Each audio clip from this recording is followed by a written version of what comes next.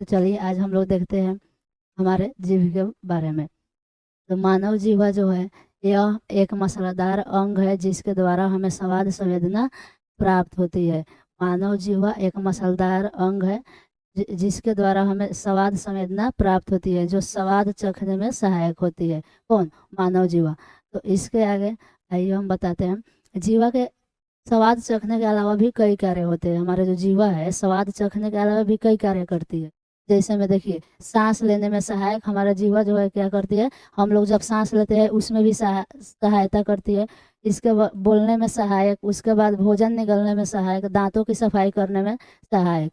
हम लोग जो खाना खाते हैं और दांत में जो फंस जाता है तो हमारा जीवा जो है अपने से सफाई करती है, छोटे छोटे बैक्टीरिया को मारने में सहायता करती है।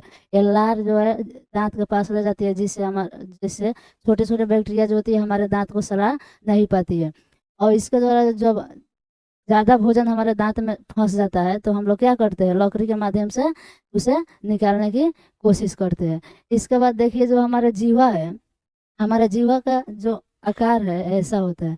अब जब जीवा का आकार है तो इसका जो ऊपरी भाग है सबसे ऊपरी, उस उसे आधार कहते हैं। क्या कहते हैं? आधार। और जो आधार है एक कड़वा या तीखा स्वाद यहाँ से प्राप्त होता है। जो हमारा आधार है जीवा का, वहाँ से कड़वा या तीखा सबसे यहाँ पे, जैसे हम लोग खाते हैं कुछ कड़वा खा ले या तीखा खा ले तो हम लोग क्या यहाँ पे झंझना आ जाता है कान के पास।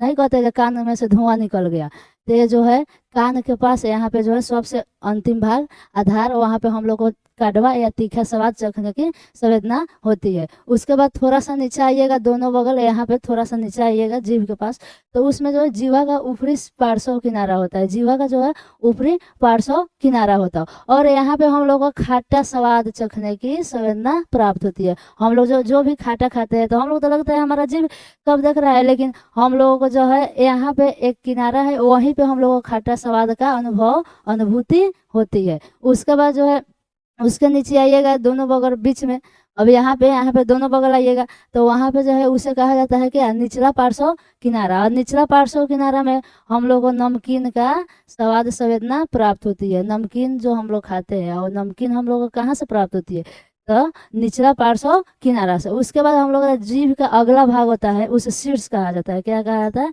शीर्ष। और जो भी हम लोग मीठा सामान खाते हैं, जो भी मीठा खाते हैं तो वो हमें शीर्ष पर ही पता लग जाता है। जो हम लोग का जीभ का अगला भाग है वहीं पे हम लोग का मीठा स्वाद का संवेदना प्राप्त होती है। और रही बात बीच की, तो बीच में कोई भी टेस्ट नहीं आता है, यहाँ पे नो टेस्ट। तो हमें उम्मीद है कि आप लोग को समझ आया है। धन्यवाद।